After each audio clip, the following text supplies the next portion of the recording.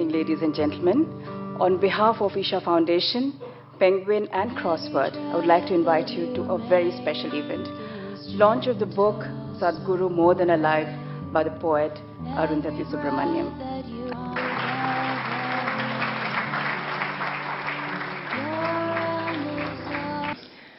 I'm going to start with a couple of questions that I'd like to get out of the way right away. Questions that I think came up for me at the time of this book. And I'm going to start with just asking you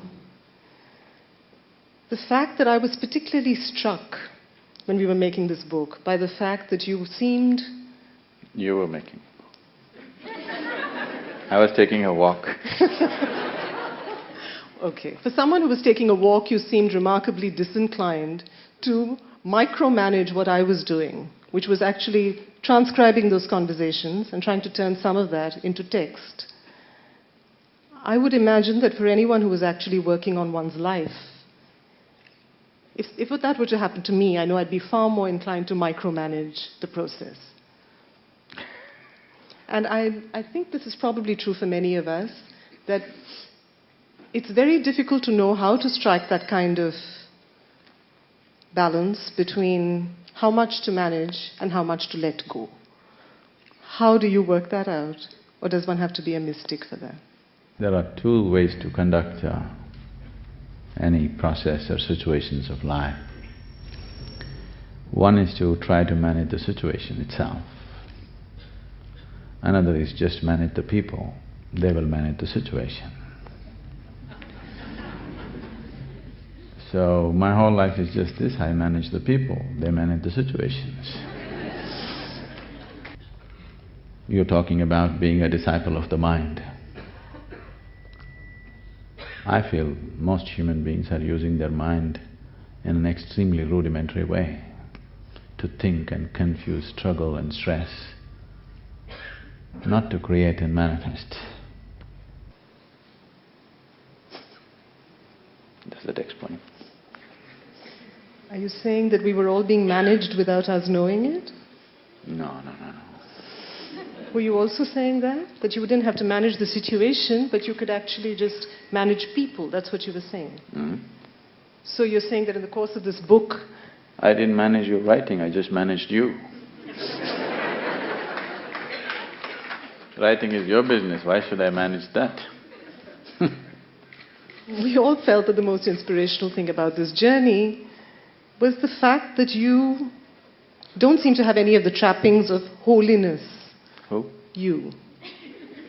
Or you didn't before you…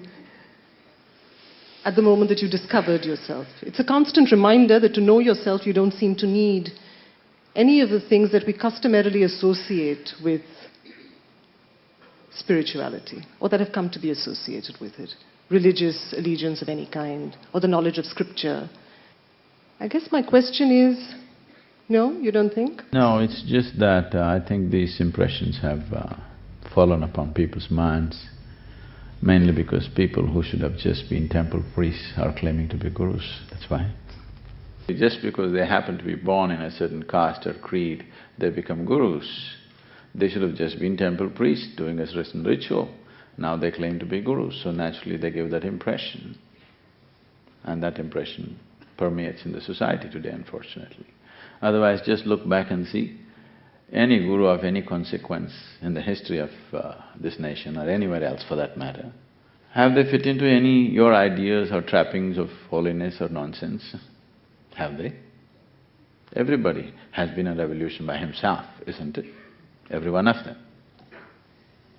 Based on his life, somebody else tries to create a tradition, not realizing that he was a revolution and that's the only way it can happen. When there is a revelation, there is bound to be a revolution. I keep telling people, see, I'm an uneducated guru. People say, no.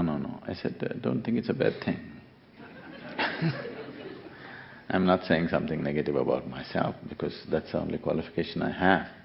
Because from the moment you're born, just about anybody around you, your parents, all the adults around you, just everybody is trying to educate you about things that have not worked in their life. Everybody is trying to educate you. To remain uneducated, uninfluenced by your parentage, by your genetics, by social situations, the cultural situations, your teachers, your friends, not to be influenced by anything, just to sit here and look at life. If you remain uneducated, you will also get enlightened. That is the qualification I earned. Constantly wherever I went, it is just that I made sure that nobody influences me, because I could clearly see almost everybody is talking about things that they do not know. They don't even know that they don't know, that's a problem. Really. Right now, our ideas of seeing, hearing, smelling, tasting, whatever is our experience of life, is only happening within ourselves. Unless we look at that mechanism, you are seeing life, knowing life, just the way nature is permitting you to do so. There are many other creatures who are seeing the same situation in a different way, isn't it? So, nature is permitting you to see life only with through a certain keyhole, because for your survival, that's all that's necessary. Only when you become like this, because this is the nature of the human being, that he is not willing to settle for just survival, he wants to be something more. Not knowing that what is that something more, people do all kinds of things. It doesn't matter what they do. Essentially, they are trying to be something more than who they are right now, isn't it? If you want to be something more, you can only be something more here, not there. If you are something more just in the world, when they clap their hands, you will go up, when they do this, you will go down. Somebody else, something else, the social fickleness will determine how you will be. It is just that I refuse to get educated by anybody. I refuse to be influenced even by a single thought or emotion around me. I think that was the most significant thing, and I think that's what I'm trying to put upon everybody, not to be influenced. But people tell me, Sadhguru, how not to be influenced by you? I said, that's the thing. That's the whole thing. If you're influenced by me, you will miss me. If you're not influenced by me and you're with me, you will be empowered by me. That's important. You say that you never really knew what water was and you never really knew what stones No, were. even now I do not know. Do you know? No, I don't, clearly. But I'm curious to know then what you meant when you say you had this moment on Chamundi Hill at the age of 25, a life, you'll find it in the book if you haven't heard of it already, a life-transforming experience on Chamundi Hill. He went up for a few minutes, for half an hour, and came back 6 hours later, a mystic. What happened on Chamundi? She's beginning to talk like she writes script in the local cinema. I think my question is, if this moment is what we call a moment of self-knowledge or enlightenment, you actually go on to talk about it later as a condition of borderless ignorance. So are you saying that the ignorance that existed earlier was just amplified at this point? Because that in itself is a kind of boggling concept. See, only ignorance can be limitless, isn't it? Can knowledge be limitless? Knowledge is always limited. How much ever you know, it's still limited. But ignorance is boundless, isn't it? So, I'm not trying to be a mystic, okay? She brings up this kind of issues. Ignorance is definitely borderless, boundless. And it is the ignorance which empowers us to search, seek, explore, limitlessly travel through the scape of life. Knowledge would render you to your grave when you're alive. If you're satisfied with what you know, it would render you to your grave very quickly. The grave may not be of stone, usually it is made of paper. They call it scriptures. People just go there and bury themselves in the scripture. You know, you have heard this, somebody buried himself into your book. You do. So that's a grave. Wherever you're buried, that's a grave, isn't it? So people bury themselves into this because knowledge just gives you a certain sense of security. Knowledge gives you a certain sense of belonging. Knowledge gives you a certain sense of, I'm somebody. Knowledge gives you a sense of something that you're worthwhile in some way. Knowledge takes away the tremendous possibility of being a worthless speck of dust in this existence that can be just blown anywhere and just be there. The existence is a part of it. Knowledge takes away the possibility of union, which is yoga. Knowledge takes away the possibility of inclusiveness. Knowledge is always exclusive, please see this. The more knowledgeable you become, the more removed you become from everybody. Ignorance is like a sponge, it picks up everything. Knowledge is already heavy, it cannot pick up anything. Even today if I walk on the street, or this moment when I sit here, I'm completely empty-headed at this, like… Every time I enter and look at people, I'm absolutely empty. Okay, I look at them, okay, what do they need, and I speak. Not once do I walk into a hall thinking, what will I speak, what will I say? There is no such thing in me, because what is there to say? The magnitude of ignorance is stupendous compared to the minuscule nature of knowledge. Just by sheer size, you must put knowledge in the back seat because it's no use. It's just not even comparable in size, is it? The magnitude of ignorance of this cosmic space and the knowledge of what we have about it, is it comparable? You think it's comparable? I think what fascinated me during this entire process was the fact that Sadhguru turns out epigram after epigram when he talks, and in every second epigram there's a paradox.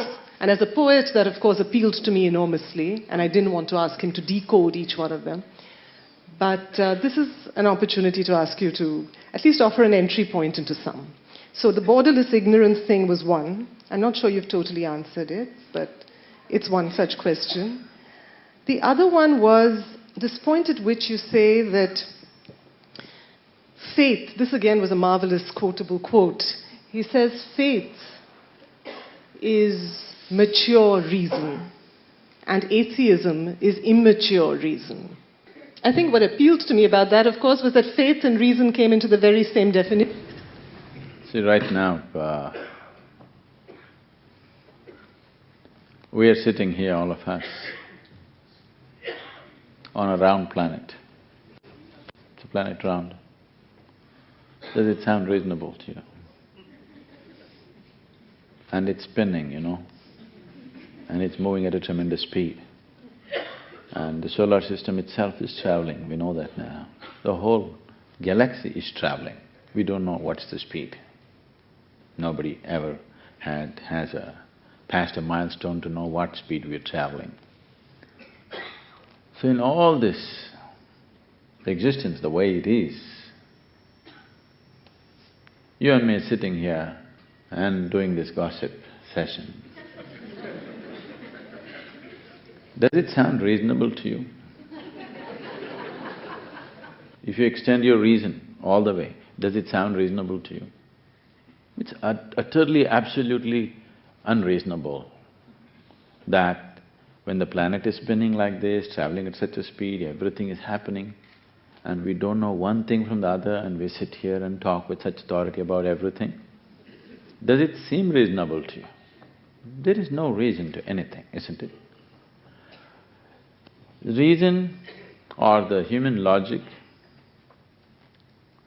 is essentially useful to handle the material aspects of life. If you try to stretch your reason or logic to the life process itself, you will be completely lost. You'll be completely lost because logic will flounder the moment you enter the life process. So the more logical somebody becomes, the more struggles he starts for himself, within himself or herself. I was not using him as a masculine thing, it's I grew up in 50s, 60s where him was universal, not a male thing. The logical dimension of who you are is, your logic is useful only to handle the material of life because your logic has evolved through the partial perceptions of your five senses. When I say partial perceptions, the very nature of your sense organs right now are such, it can only perceive anything partially. If I show you this part of my hand, you cannot see this. If I show you this, you cannot see this.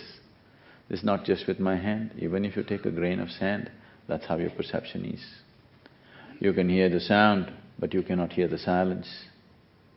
Everything is like this because your sense organs are devised like this. They perceive everything in parts. It is because your perception is all in parts that you have evolved a logic. If there was no two, there would be no logic, isn't it? The basis of logic is you have divided the existence in your understanding. That is why there is logic. With this instrument of logic, if you try to go beyond a certain point, then you will see you'll flounder, you don't get anywhere. Even modern science is beginning to realize this. Today scientists are talking about fuzzy logic because they're unwilling to admit they're getting illogical. What's fuzzy logic? Fuzzy logic means you're getting mixed up, isn't it? So, essentially, it is beyond its ambit, that's all. Nothing wrong with it, nothing right about it, nothing wrong about it. It's wonderful in a certain area. It's just like… you're not a driver, so you won't understand this.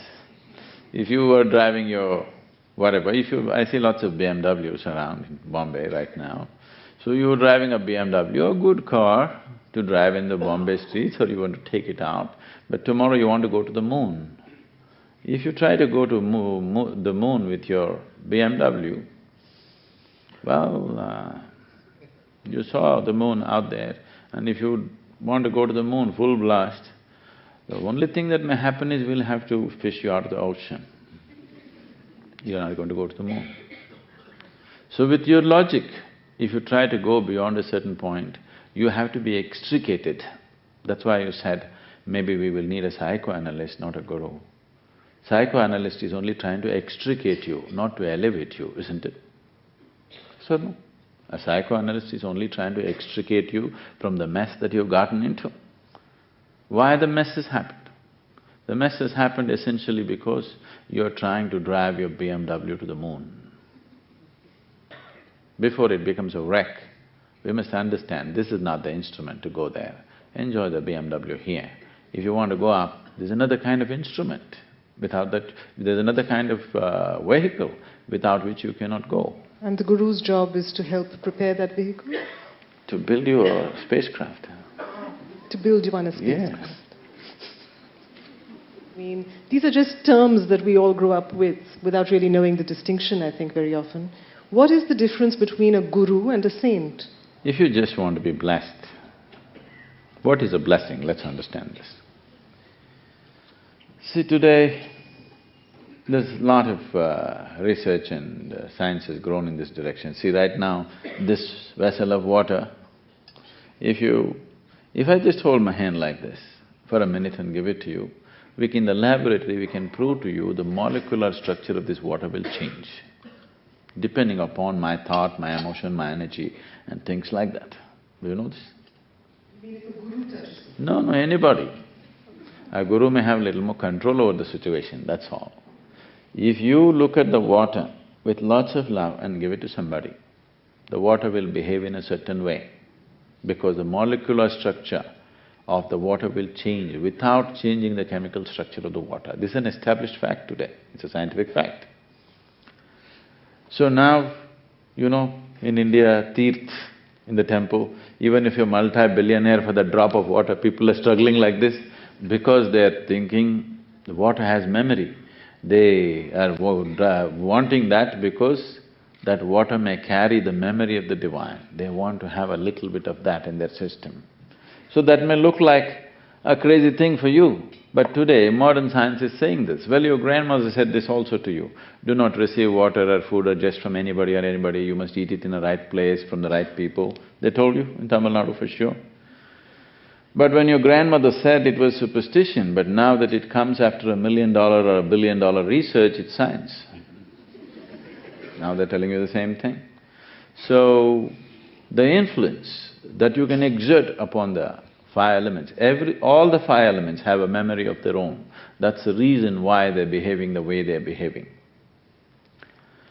What you call as myself, what you call as a human structure, is essentially the work of a certain software. Software means memory, isn't it? That we know today.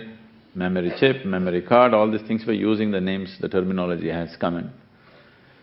Now, the same thing that was soil became food. That same thing that was food became human being. That same thing that's food becomes soil again. What is it that's happening? What is it… how come the soil became a fruit or a flower or whatever else?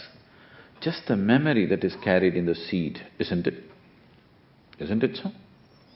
How is it that anybody looks like their father or mother or this or that? It's just a memory carried in that one single cell of seed, isn't it so? So, the material is same. It's just the same five elements. It is just the memory. Now, you can influence the memory in so many ways. You just by a thought, emotion or with a certain control over your energies, you can influence the memory immensely to a point where everything about it will change. So if I can change the water in this vessel, you are also 72% water, So if I can influence this water, can I not influence that water? So if I can make this water pleasant, can I not make that 72% water pleasant? This is the science of yoga. This is what is people are thinking is mysticism. There is nothing mystical in the existence. Anything that you are ignorant of seems mystical to you. Isn't it? Whatever you are ignorant of seems mystical to you, isn't it? And the Guru has reached a point of borderless ignorance. Yes.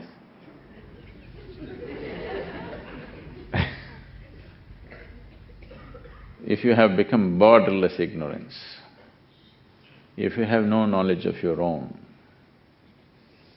that means you have no memory of your own. It is that knowledge which separates you from the rest of the existence, isn't it? If you have no knowledge of your own, if you're borderless ignorance, aren't you as big as the creation itself? And the Guru and a saint? A saint is somebody with his whatever work that he might have done with himself. He's become a pleasant being. He blesses people. A blessing is like… it's like, having your cell phone charged a bit. But it again runs out. Yes, depends on the use. How quickly it runs out depends on the use. So in India, people understood this. Traditionally they understood this, now it's just whatever. But even now, there is a certain understanding in the culture that if there is a saint, seek his blessing, it doesn't matter, you don't know who he is. See, you don't have to do anything. Now that you talked about whatever the… even if you have some film extra dressed up like a saint and make him sit there, and you bring your friend in India, any Indian person and say, this is a saint, immediately he'll go touch his feet. Because he understands wherever possible, whatever little blessing he can receive, he must receive, which is a certain intelligence, I'm saying. Wherever possible, as much blessing as possible you gather because these things run out, he knows that. He knows that it lasts only for a certain time, so wherever possible, as much as possible, you are in the airport, are you not looking for the charging port? So wherever possible, if you just… he doesn't have to be anything. If you simply say, without question, they'll seek blessing. If he doesn't have it, he doesn't have it, all I got is little exercise. What's the problem? I mean, he doesn't have an issue about it. If there is something, I'll get it. If there isn't, I don't get it, so what? So saints are like this. They cannot interfere with… Interfere is a wrong word for you because it's a very negative word. They cannot fix anything about you, they can only bless you. A guru is like a mechanic. A mechanic's job is not as graceful as that of a saint. It's definitely more graceful than getting hands-on and doing all kinds of things with you, isn't it? But a guru is a mechanic. If you have a disorder of any kind, you must go to a mechanic, isn't it? I don't have any disorder, I am fine. That is a disorder. Do you understand? Because the disorder is you have not even opened your eyes and look at the existence around you. To even say that I am fine, not knowing where you came from, where you will go, what is the nature of the existence, who I am, what I am, not knowing anything and saying I am fine, that is a serious disorder. So if you have a disorder like this, then you must go to your guru because he's not there just to bless you, he's there to work with you. It's a different game altogether. If you are looking for solace, you must go to a saint, he's good. If you're looking for a solution, only then you must go to a guru. You don't go to a guru for solace because he will disturb the hell out of you. He's not here to pacify you, he's here to awaken you. He's not a tranquilizer, he's a come-awake solution. So if all you want is, you want to be blessed and you want to go to sleep well tonight, you must go to a saint, nothing wrong with it. Right now, somebody just wants to sleep well today. Blessing is all they need. Someone else is in pursuit of wanting to know the ultimate. That's a different problem altogether, isn't it? So for that, you go to a different place. So a guru is more like a mechanic or he's like a road map, he's a solution, he is not a solace. People come and always ask me, Sadhguru, please bless us, nothing should happen to me. I said, what kind of blessing is this? My blessing is let everything happen to you. Let everything that's life happen to you, isn't it? Let joy happen to you, grief happen to you, life happen to you, death happen to you, let everything happen to you. Have you come here to be insulated from life? Or have you come here to experience life? What is the basis of you being here? You have come here to experience life, then everything must happen to you, isn't it? You also say that teaching is just one part of your work and a very small part of your work. And you say the greater part of your work is transmission. And that's what every guru is here for. What is transmission? Transmission of ignorance? Transmission of the knowing that you're ignorant. When you say teaching, probably I was talking about the programs and going around the world talking. This is just definitely a very minor part of my life. Because when I speak, I'm not trying to give any teaching. I'm only trying to make people thirsty to know. I'm only here to make people realize they're ignorant.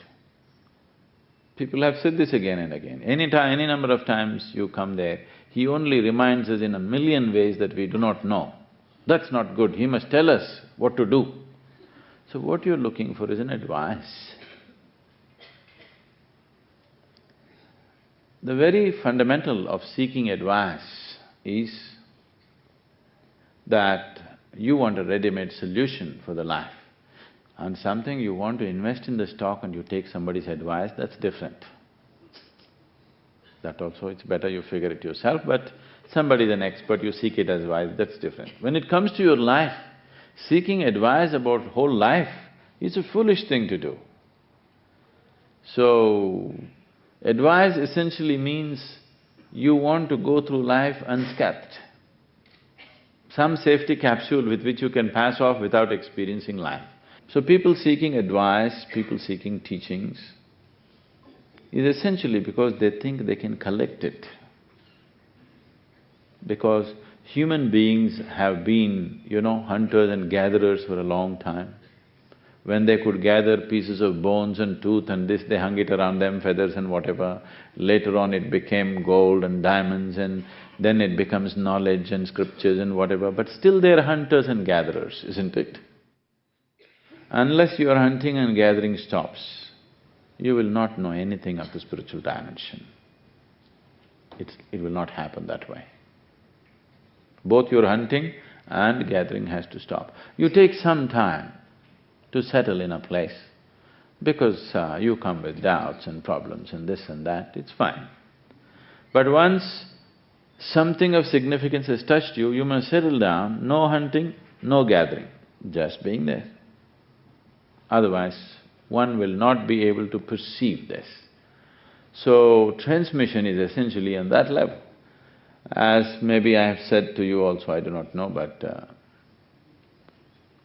I have initiated more people on this planet that I have never met than the people that I have met.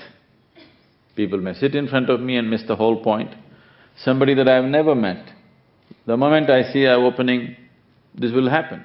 Because this is not about talking, this is not about teaching, this is not about trying to make someone understand. The understanding is only towards that one thing is to understand that it is not a question of a mental exercise.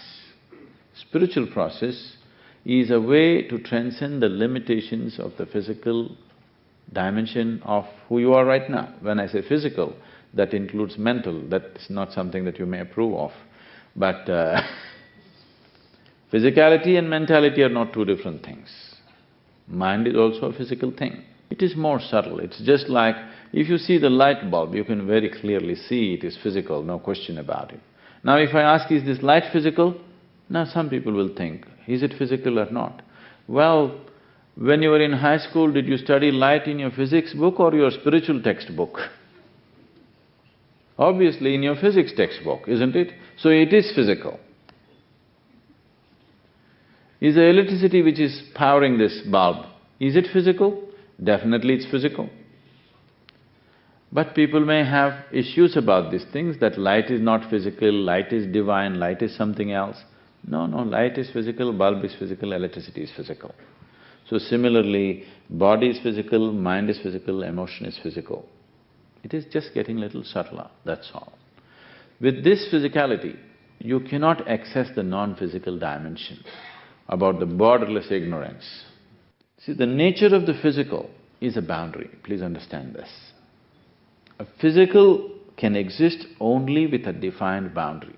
Without the definition of a boundary, there is no physicality. Do you understand what I'm saying? Without a defined boundary, there cannot be anything physical. Now I can call this physical body only because there is a boundary. If I remove the boundaries of this, there is no such thing as physical here. So you're talking about spirituality. When you say spiritual process, you're talking about a dimension beyond the physical. Not a teaching, not a scripture, not somebody's ideology, but you want to touch that dimension which is beyond boundaries, because this is not my inspiration for you. This is what every human being is longing for every moment of his life. Whoever he is, he wants to be something more, isn't it? If that something more happens, he wants to be something more. So they want to become infinite, but they're attempting it in installments. If I put you into any kind of boundary, the moment you realize there is a boundary, you want to break it, isn't it? Because this is not a cultivated stance. This is the basis of being human. The moment you see there is a limitation, there is a boundary, you want to go beyond that. If you go beyond that, what? Till you taste the next limitation, then you want to go beyond that. So there is something within you which does not like boundaries. There is something within you which is boundless or borderless. And that cannot be named as anything. The simplest thing is to say, that's me. And that's borderless ignorance, isn't it? Knowledge is a physical thing. Spiritual process is not a physical thing. You know, you mention that you know what is going on with your followers at any point of time. You mentioned, even if you are geographically apart or any time, how do you carry the energy of millions of your devotees or your mediators with you? No, I am not spying on them all the time. There's a lovely incident where one of your, I'm forgetting her name now, she was having an argument with her husband because she wanted to come over to be part of your course. And then you told her, now just shut up and go to sleep and stop arguing with your husband. The telephone rang and you just told her to go to sleep and stop arguing with her husband. And she was in an entirely different geographical place to where you were. The neighbors must have called me.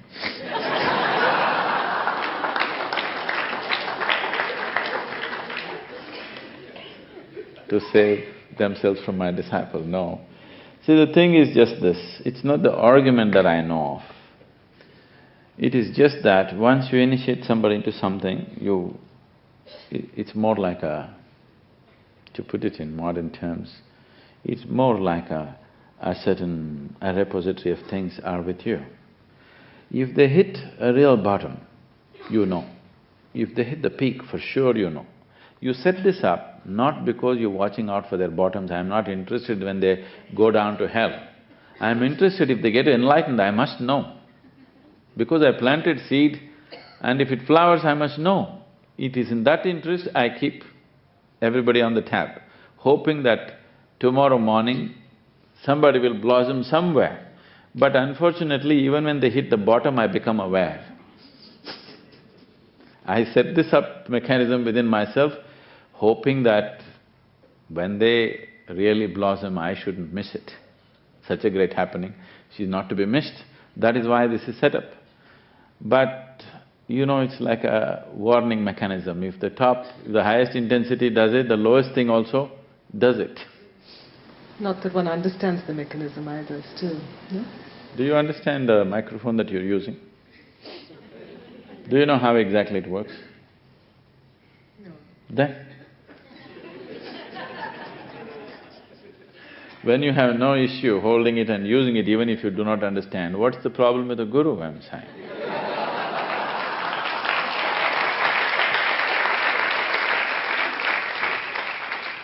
My question is regarding your schedule. I've been hearing from some of the volunteers how you travel and next moment you're paying golf or whatever. I don't know how you do it and where the energy is coming from. Is this something you haven't told us, or is it something you have told us and you've not understood it right? What is it? The energies are limitless. It's not limitless, sometimes I crash.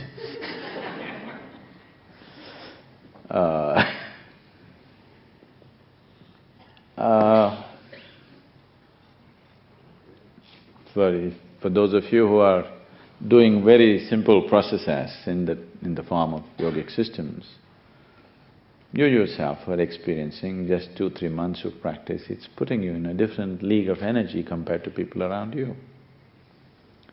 If you put enough years into it, or if you put enough intensity and involvement into it, it will do that. There's nothing superhuman about this. This is just human. Human being, if he is exuberant and involved, I'm saying involved, not entangled, involved with the process of life, that's how it will be. Have you noticed with yourself on a certain day, let's say there's no yoga, nothing in your life, but on a certain day, you're extremely happy and joyful about something. That day you don't need food, you don't need sleep, nothing, you're just on and on and on. Have you noticed this? Have you noticed this? Why on other days you're running out of your battery so soon? Because uninvolved life. For me, every moment is like, if there is somebody here, nobody here. My life is like an ongoing first-time love affair. If I sit here and breathe or eat or do something, I'm like going on all the time with everything. To tell you a simple process of this, we did this with a few people a few months ago when we were in the United States. We had a 90-day program. I told them, see, if you keep yourself, if you just listen to me, I can reduce your food, whatever you're eating, to 30% of what you're eating and still be as active and not lose weight. That's it, Sadhguru, not possible, and all doctors in the program, not possible, calorie like this, fat like this, that will happen, this will happen. I said, it doesn't matter. You want to try. Then we put them through this simple process and said, just be like this, on. You will see you'll not lose weight. You will eat only 30% of the food that you're eating and you'll be wonderfully fine. Because there is something called as receptivity. Life is receptivity. Coming back to borderless ignorance, ignorance is receptivity, isn't it? Awareness of ignorance is receptivity, isn't it so? Yes? This life, as you sit here, your body is not a solid thing, it's an ongoing process. Your mind is not some kind of solid state, it is an ongoing process. It is only receptivity which empowers your mind for sure, isn't it? And it's only receptivity which empowers your body. If you sit here, you're not aware of it. The moment I tell you, you will be aware of it, you are inhaling and exhaling. That means constantly you're receiving and receiving.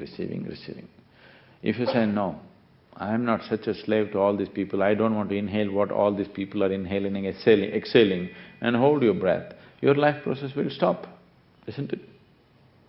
So this is receptivity. If your receptivity is really kept at its peak, 60% of all the energy that you generate, that is needed for the body, to build the body, to run the body, comes from water, air and sunlight. Only 40% comes from the food that you eat. And if you make yourself little more open by doing certain other things, I'm saying just by normal joy, you don't know any yoga, you have not understood the mechanics of the body, what to do with it, to unleash other dimensions of energy. No, nothing you know. Simply you're a joyful, passionate person. You will see your food quota will go down, your energy levels will go up. Every one of you have experienced this on certain days, isn't it so? Yes or no? Why is it you're not like that every day? Because you have set a prescription for yourself. Only if this happens, I will involve myself.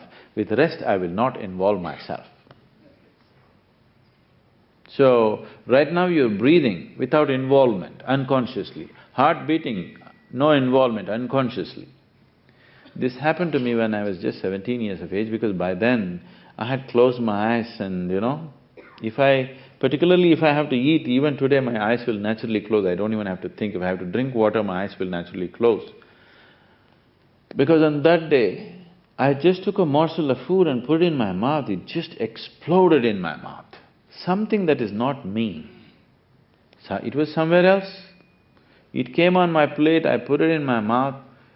Now it's becoming me, right here. It doesn't even have to go digestion, right here in the very mouth region, what was not you is becoming you. Is this not love affair? Your whole love affair is just this, trying to include somebody as a part of you desperately. Not working very well, but you try. Isn't it? Isn't that what a love affair is? You're trying to include somebody as a part of yourself. This is your love affair, isn't it? So this is something, not even a human being, some other life, a vegetable, something else, comes here and willingly becoming a part of you. To what extent it becomes a part of you depends upon your receptivity. Not everybody will get the same stuff of the same food that they eat. Two healthy people, if they are given the same nutrition and keep them in different states of mind, these experiments have been done. You keep one person happy, keep another person unhappy, you will see what he receives from the food. Happy person, what he receives, unhappy person, what he receives is very different. That's one dimension of receptivity. There are other dimensions of this. In yoga, we say, your spine is the center of the universe. That looks like too presumptuous a thing to say, I am the center of the universe means you are some kind of a megalo, yes? But we say it is Merudhanda, it is the axis of the universe. Why this is being said is, your experience of life is all being generated from your spine. You know the world only the way you experience it. And this experience is generated by your system, not by the world. You see me right now? Yes? You think you see me here on stage, it's not true. Actually, this light falls upon me, reflects and goes into your, through your lenses, inverted image in the retina, you know the story. If it falls in the retina, from there, in your brain, it breaks up into 14 different parts. Right now you're seeing me in 14 different places in your brain. One place you're seeing only the color, in another place the texture, in another place the form, like this it goes on. It's digitally broken and you're seeing it actually in 14 places, but in your experience it looks like it's one. Now, this is receptivity. When I say this is receptivity, it is not just what goes in, but how it impacts you inside is your receptivity. Everybody takes in oxygen, carbon dioxide, not everybody can receive the same stuff. If you sit here and simply breathe, if I go to a new place, the first thing I do is I simply sit like this. Everything significant that's happened in that place, if it's of any spiritual significance, I immediately know, because it's just there. The memory of the land, the memory of the rocks, the memory of the trees, it's all simply there because everything, all the five elements have strong sense of memory, billions of years of memory. Now, receptivity is on many different levels. There's a beautiful incident in Vivekananda's life. Swami Vivekananda went to Europe and he was staying with a philosopher. You know his name? What's his name? It's a German philosopher. So he was his guest and they were… after dinner they met in the study and there was a huge book on his table. Vivekananda said, can you give me this book? Let me… give it for an hour, let me read it and see what's in it. Because the German philosopher was speaking such great things about the book. The German philosopher laughed, how can you read it in an hour? I've been reading it for months. And it's in German language, it's not in English, you can't read. Vivekananda said, it doesn't matter, give it to me, let me see. So he was given the book, he placed it between his two hands and just sat like this for an hour. Then he gave it back and said, it's not of any significance. He said, this is rubbish, this is arrogance at its peak. You do not even open the book and you dare to make a comment about the book. Then Vivekananda said, you ask me, any page, what you want. So page 632, what? Verbatim, he repeats. Any page, you name the page, he will just repeat it verbatim. That man was just awestruck. He said, how is this possible? He said, that's why I am Vivekananda. Viveka means perception, His name is Narendra. His guru called him Vivekananda because he saw he's of that level of perception. So perception and receptivity are not two different things. Receptivity, if it is increased, perception will naturally increase. If perception is high, receptivity will be naturally high. So from the same morsel of food, what one person receives, what another person receives is very, very different. Apart from that, this being the center of the universe is not a wrong thing. See, in you saying my spine is the axis or the center of the universe, nothing wrong because nobody knows where the boundary is anyway. Yes? When you do not know where the boundary is, it is possible that you could be the center, isn't it? That is another thing. But the center of your experience is your spine.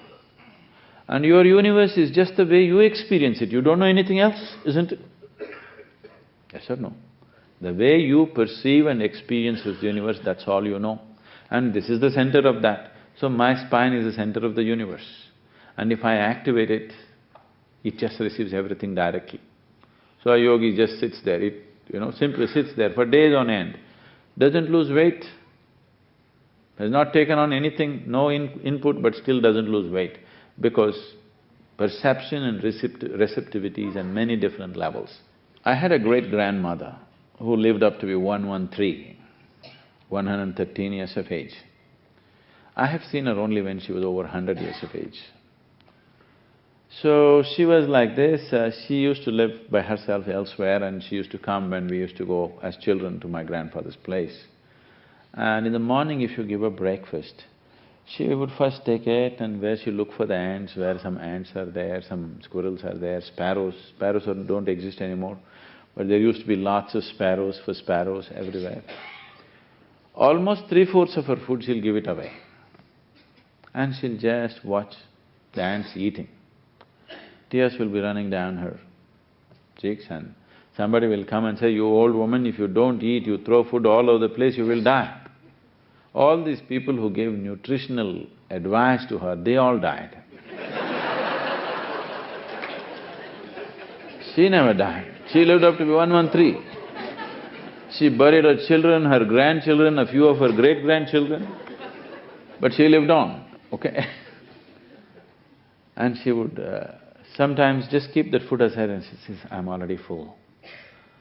When I was just 5, 6 years of age, I just thought this is some emotional rubbish, this old woman is just emotional, she loves the ants maybe because they have not bitten her yet.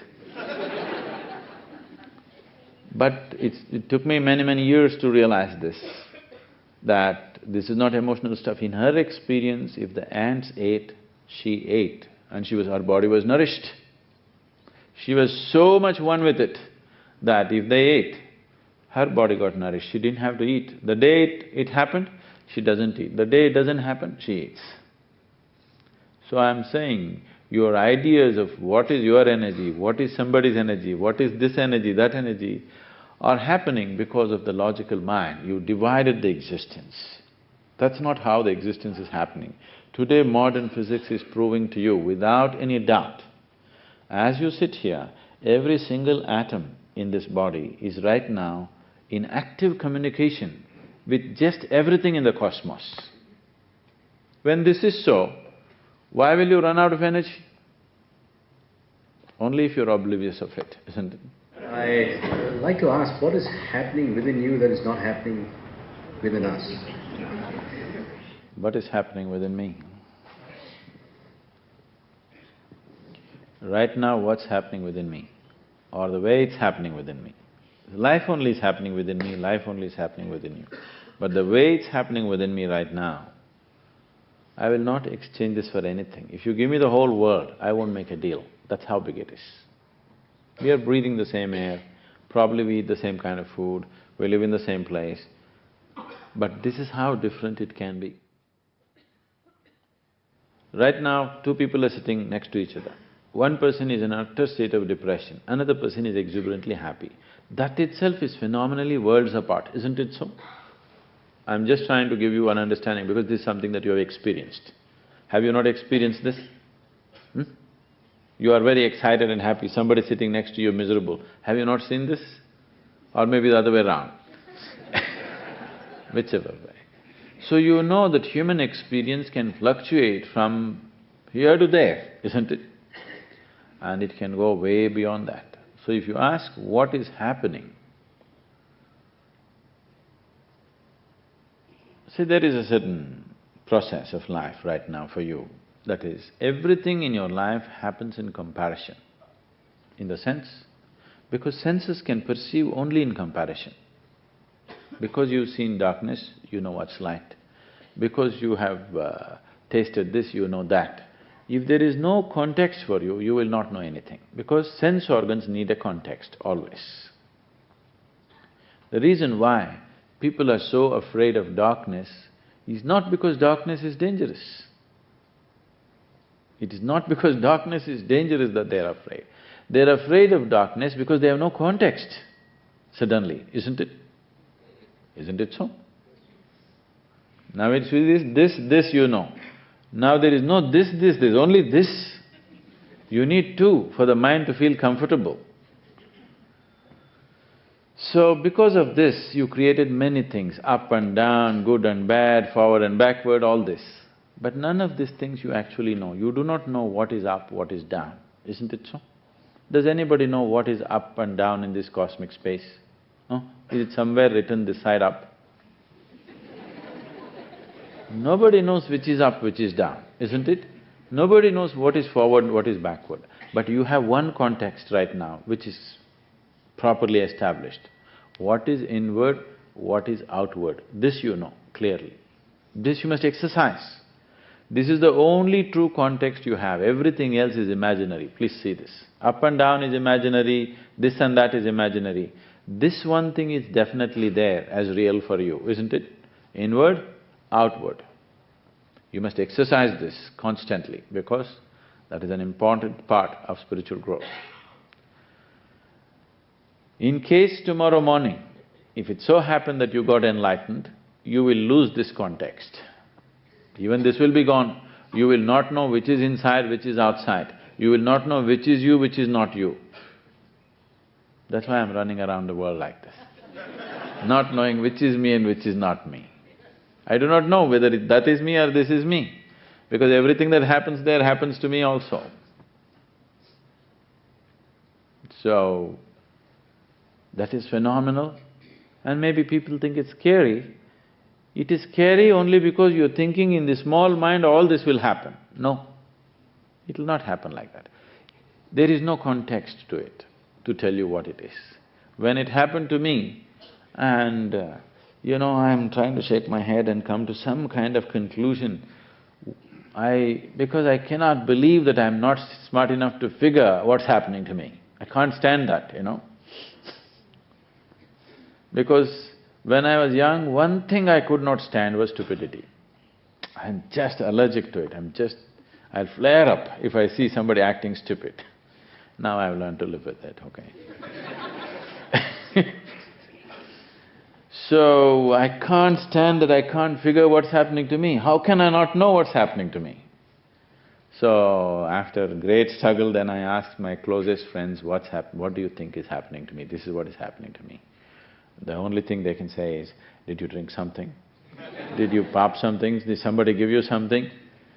So, because you only think this is how it can happen. Because human mind works only from the information that it already has. Please see this. It can only work from the data that it already has. It only churns up various combinations and permutations of what you have and makes it look very exuberant, but actually you're only recycling the past in your mind all the time. Spiritual process will not come this way. One thing is that it does not belong to the past, for sure. Purva janma karma, what about that? That is maybe a preparation, probably, but it will not happen because of that. Whatever it may be, if your life experience… People keep on saying, but my life experience has been bitter, yours has been good. That's not the point. If life experience has been bitter for you, you should have gotten wiser sooner than others, isn't it? If you have a working intelligence, I'm saying. So, what is happening? I don't think I'll ever get to articulate that, I'm not that educated. Sadhguru, you carry yourself with such ease and poise. So just wondering if you have a bad day or you're frustrated at times, and how do you actually tackle such situations? Maybe during the Dhyalinga consecration, maybe disciples like us, we don't really match up to your learning curve or expectations. So how do you grapple with such situations? Why are you trying to label a day as a bad day or a good day? It is only human beings who, in their experience, they do these things to themselves. Why they do these things to themselves is, see, today there was a glorious sunrise. Millions of flowers blossomed across the planet. So many wonderful things are happening. Even the stars are twinkling right now, the moon is full today. Everything is fantastic. But one worm of a thought in your head can make a mess out of you, isn't it so? Isn't it so? So why this is so is, somewhere you are giving or ascribing a lot more importance to your psychological process than the existential process. Instead of being alive,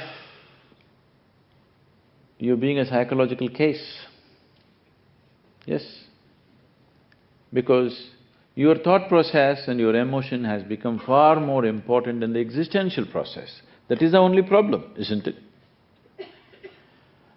Or in other words, the creation, the Creator's creation has not impacted you enough yet.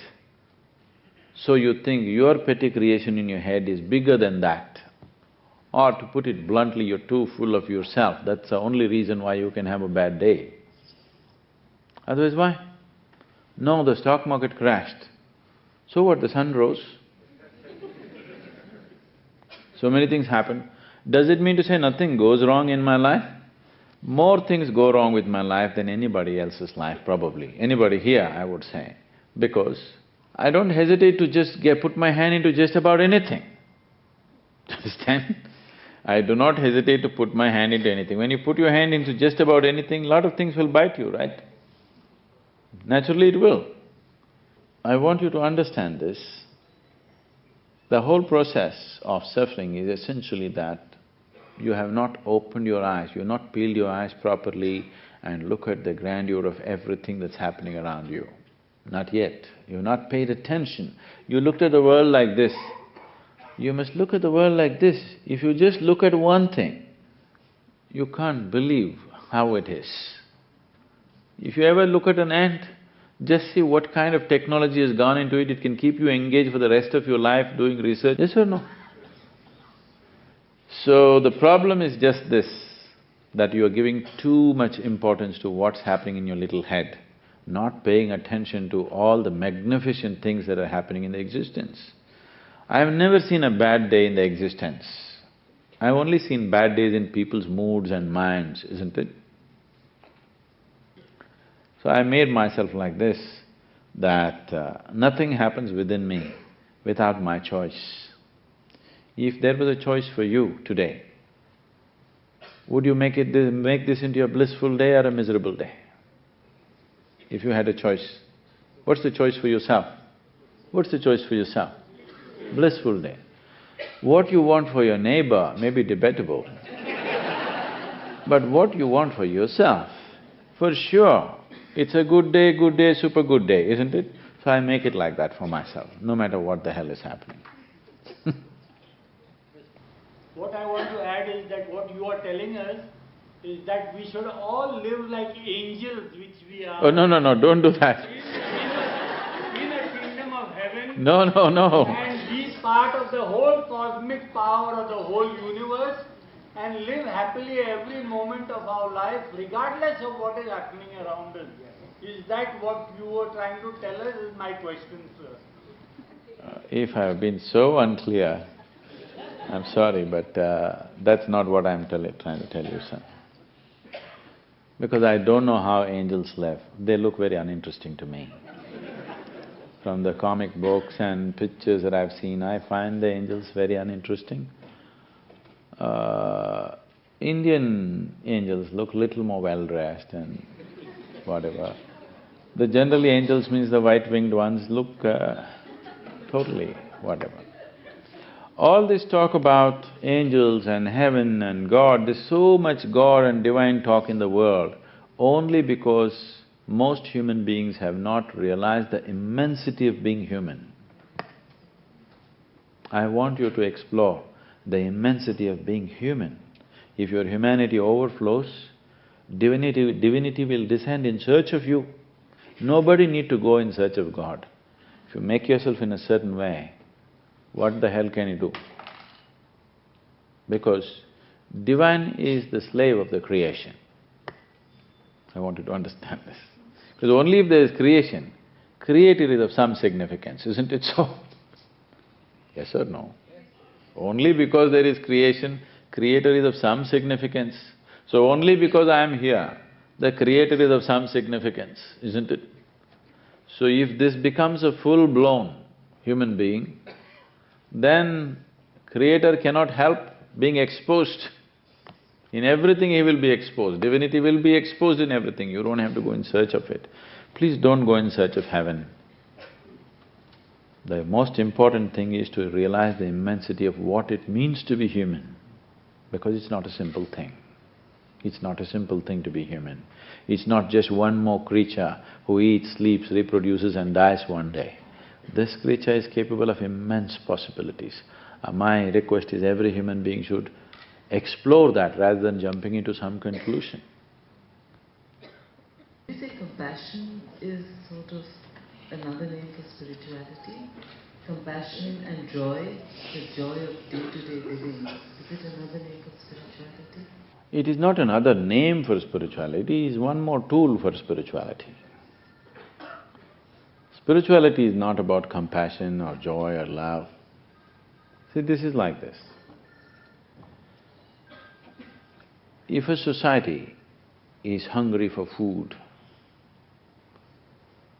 they will say food is the highest thing. Anna Lakshmi, you know.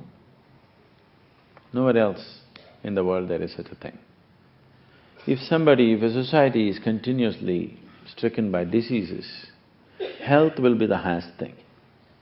A society knows only turmoil, peace will be the highest thing. We are always putting up values in our lives. Love is God, love is the center of the universe. Love is a human emotion, it's a wonderful thing, but every human being is capable of it. People say God is love, I don't know why God should be love, only you must be hugely deprived.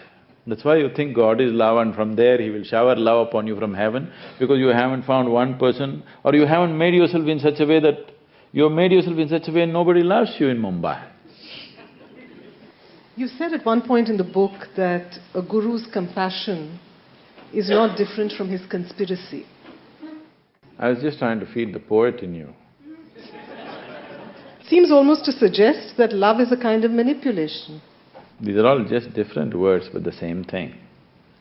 You can live here either in inclusiveness or exclusiveness, that's all the choice you have. If you have included people around you as a part of yourself, you do certain things to them. If you have excluded them from who you are, you do certain other things to them. You can call this management, you can call this conspiracy, you can call this compassion, you can call this love. Essentially, you can live here either including people as yourself or excluding them from you. If you have excluded life around you, you will see how to use them. If you have included life around you as yourself, you will see how to nurture them. To nurture somebody, if you have a child, to nurture him, don't you have conspiracies against the child? Against is not the word, don't you have conspiracies for the child? To send him to school, how much conspiracy you have to do in the morning? Yes or no? If you don't know how to conspire for your child, he may become nothing. He may become no good, isn't it? Don't you have all kinds of conspiracies for your children? If you love somebody, you're full of conspiracy, isn't it? Because not everything can be just presented on the plate and this is it. It doesn't work… life doesn't work like that. So, why can't compassion be a conspiracy? Or why can't conspiracy be compassionate? Both are possible and both are so.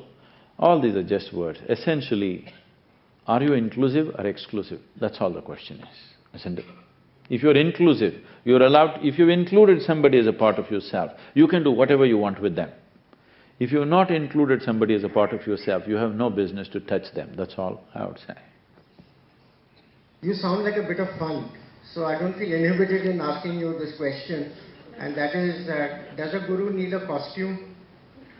Shall I take it off?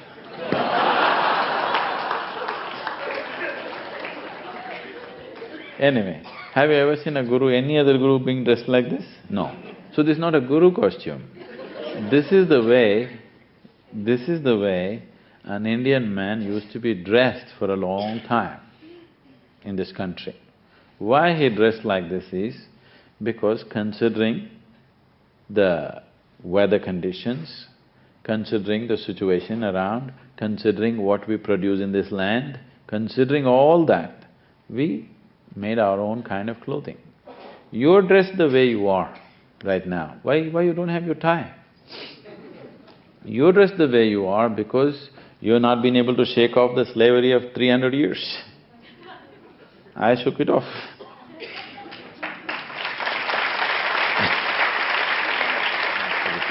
There was a time when I was teaching with my denim pants and t-shirt and I'm doing spiritual teaching and blasting people from this and that. Even then things worked, even then people gathered.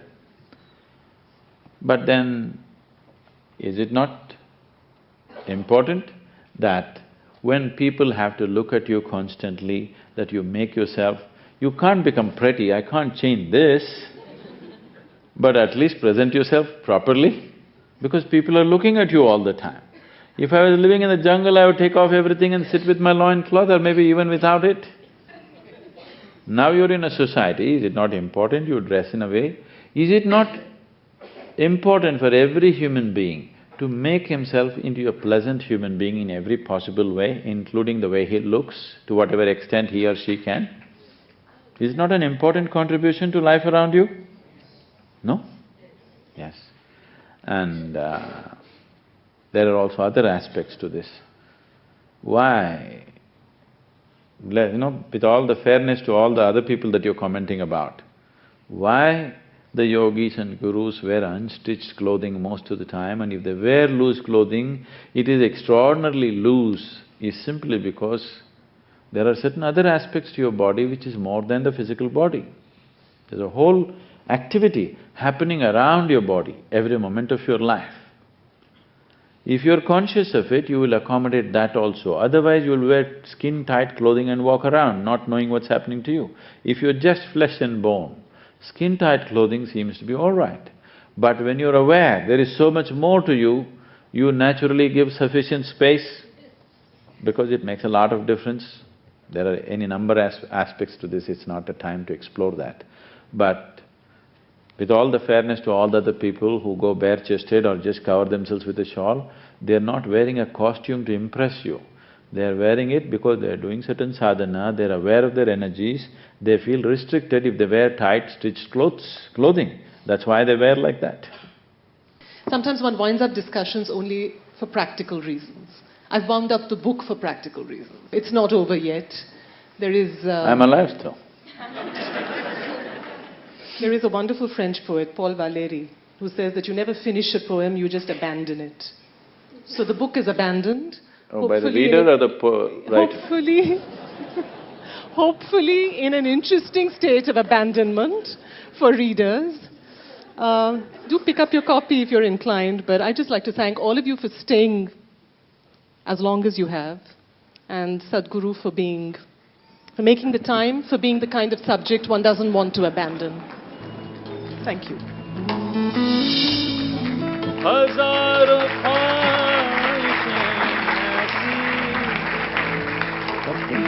कि हर ख्वाहिश पे दम निकले,